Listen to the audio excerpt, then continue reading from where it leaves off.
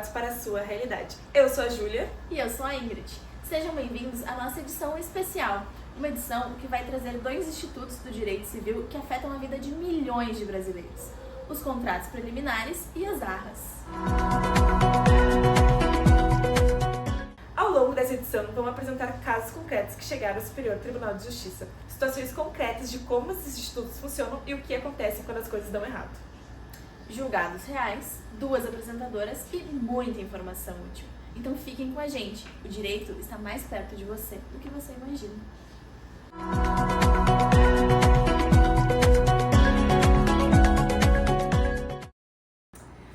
Antes de entrarmos nos casos, passamos ao nosso quadro Entenda Antes, onde explicamos os conceitos fundamentais do tema de hoje.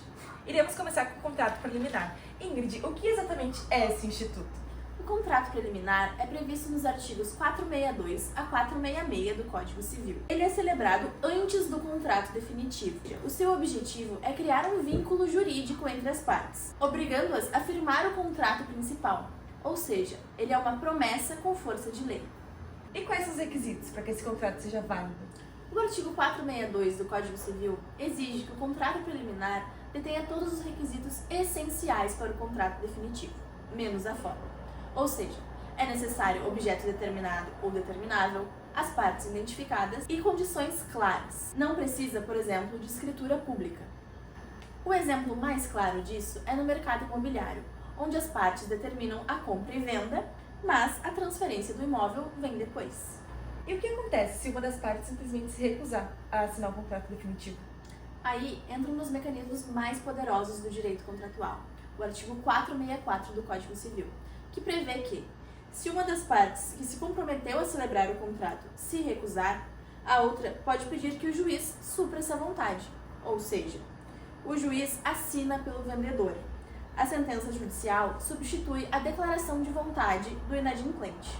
É o que se chama de adjudicação compulsória. Também cabe, alternativamente, a indenização por perdas e danos. Ou seja, o contrato preliminar não é uma carta de intenções, né? É um vínculo jurídico real com consequências. Exatamente. O nosso primeiro caso é histórico. Ele foi julgado em 1989 e foi tão importante que ajudou a construir um dos enunciados mais importantes do direito imobiliário brasileiro, a súmula 239 do STJ. O caso é o recurso especial 30 do Distrito Federal, julgado pela terceira turma do STJ no dia 15 de agosto de 1989, sob relatoria do ministro Eduardo Ribeiro. Um comprador chamado Roque Cavalcante alegou ter adquirido o imóvel, tendo pago o preço integralmente, inclusive parte do valor por consignatório. Mesmo com tudo pago, os vendedores simplesmente se recusaram a outorgar a escritura definitiva. O argumento dos vendedores era o seguinte: o compromisso da compra e venda não tinha sido registrado no cartório de imóveis. E sem esse registro, eles alegavam que não haveria direito real. Portanto, não caberia a adjudicação compulsória. O STJ negou esse argumento de forma categórica. O tribunal entendeu que o direito à adjudicação compulsória ele nasce do próprio contrato e do pagamento integral do preço, não do registro. Quem pagou tudo que foi combinado tem direito, sim, de exigir o imóvel, independentemente de qualquer formalidade cartorária. Esse entendimento foi sendo reiterado em vários julgamentos ao longo da década de 90. Até que em 28 de junho do ano 2000, a segunda turma do STJ consolidou a súmula 239, que dizia que o direito à adjudicação compulsória não se condiciona ao registro do compromisso da compra e venda no cartório de imóveis. Uma frase curta, mas com enorme impacto prático para quem compra imóveis no Brasil. Tá, mas aqui vai um esclarecimento importante então, Ingrid. Isso significa que o comprador nunca vai precisar registrar o contrato? Não, Júlia, o registro continua sendo fundamental, mas por outra razão. Sem o registro, o direito do comprador é apenas obrigacional, ou seja, vale contra o vendedor em específico. Com o registro, o direito passa a ter eficácia real, oponível contra terceiros. Se o imóvel for vendido para outra pessoa sem o contrato estar registrado, o comprador original pode não conseguir opor o seu direito a esse terceiro de boa-fé. O registro protege. A súmula apenas impede que a falta dele não impeça a adjudicação em face do próprio vendedor inadimplente. Então, a mensagem prática é: assinou o compromisso, registre. E se o vendedor se recusar a pagar a escritura mesmo com preço já quitado, a justiça pode sim obrigá-lo.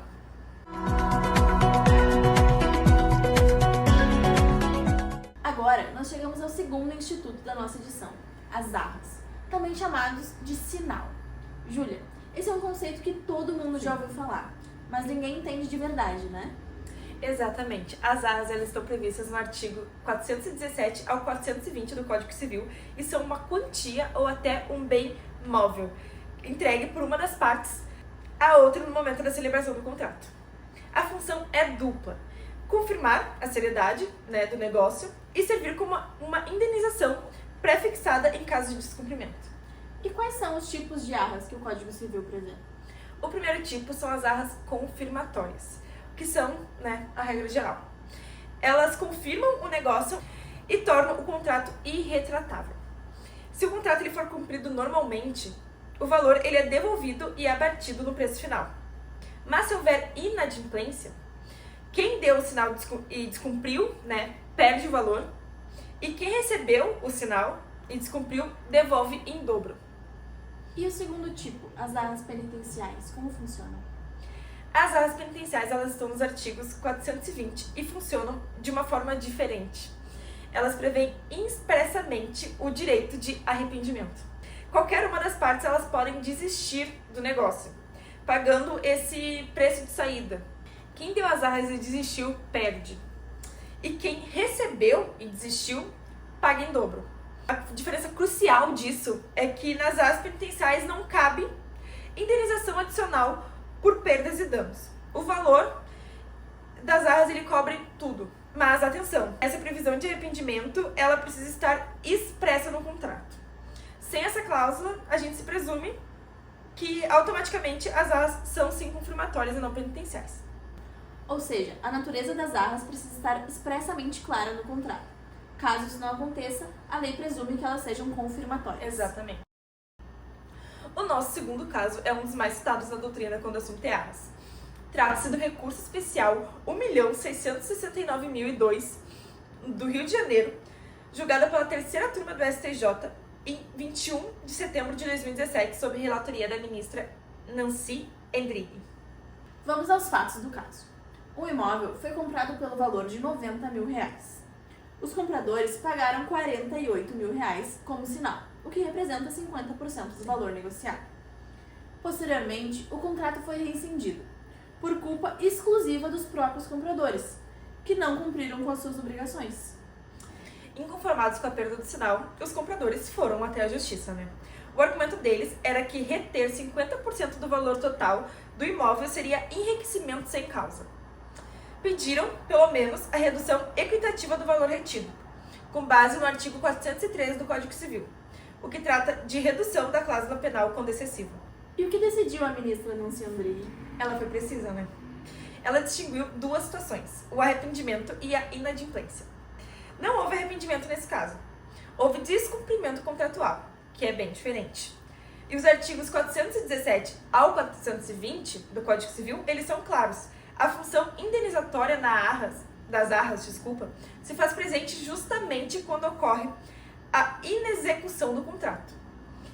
Em suas próprias palavras, registradas no acórdão, ela diz: a função indenizatória das arras se faz presente não apenas quando há o lícito, arrependimento do negócio, mas principalmente quando ocorre a inexecução do contrato. E quanto ao argumento do enriquecimento sem causa e da redução equitativa? O STJ reconheceu que, em tese, é possível reduzir equitativamente o valor das arras quando absolutamente excessivo. No entanto, no caso concreto, os vendedores eles comprovaram que sofreram realmente prejuízos reais com descumprimento, que no caso eles ficaram privados do imóvel e da possibilidade de negociar durante todo esse período. E diante disso, a retenção integral dos R$48 mil foi mantida pelo tribunal. E a perda integral do sinal não se mostrou desarrosada. E esse julgado, ele deixa um recado bem claro. Quem descumpre o contrato não pode depois usar o argumento do enriquecimento sem causa para recuperar o sinal que perdeu por sua própria inadimplência. E as arras confirmatórias, elas existem exatamente para esse tipo de situação. E chegamos ao fim dessa edição do Contrato em Foco. Os julgados de hoje estão disponíveis no site do STJ. Recomendamos leitura para quem quiser se aprofundar. Conhecer os seus direitos é o primeiro passo para exercê-los. O contrato que você assina hoje pode ser o processo que você enfrenta amanhã.